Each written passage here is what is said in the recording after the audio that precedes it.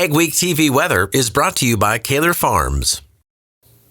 Welcome to the weather portion of Ag Week. We'll start off with the drought monitor this week. There are still areas of the Corn Belt, Northern Plains, Upper Midwest that are on the dry side, and these areas have been growing slowly through the summer, as we've been talking about on Ag Week all summer long. It's the above average temperatures and the more sporadic nature of the summertime precipitation this year. Corn Belt, it's not exactly a drought at all, but there are some spots a little too dry, especially some parts of southern Iowa. Some of the driest areas are up into the Northern Plains, and of course this is dry relative to average. There's a region south of Fargo which actually has a growing area now that is beginning to be considered into severe drought, and many areas of the western Dakotas are also dry, even in some cases extremely dry back around the Black Hills. But the drought monitor doesn't really look at where it's wet, it looks at where it's dry. And of course it's dry through this region. Continues to be a little bit wet, northern Montana up into Saskatchewan.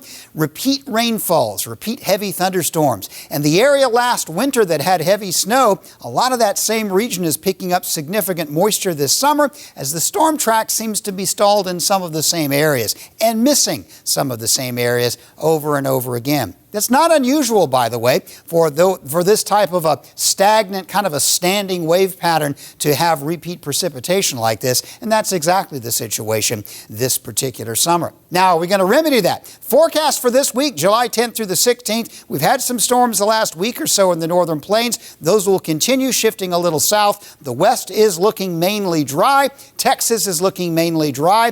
The East Coast, the Corn Belt, and that includes the Northern Plains, overall there will be areas of big storms and areas that get passed over, but it's looking like the best chances for heavy rainfall once again, eastern Nebraska, Iowa, parts of southern Minnesota, and Wisconsin stand the best chance this week of being stormy. Temperature-wise, I am expecting cool weather through the Rocky Mountains and above average temperatures for much of the Corn Belt and Northern Plains.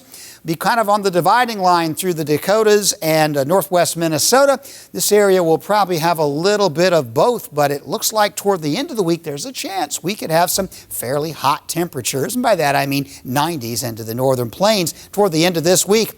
And while it probably won't stay that hot, we'll still look to stay mostly above average July 17th through the 23rd, and the warm weather will likely expand to include much of the Corn Belt as well. A lot of dry weather on the west coast, a lot of dry through the Midwest. This will be a Pacific moisture plume, but the main moisture pattern will be subtropical related, and that will be off the Atlantic.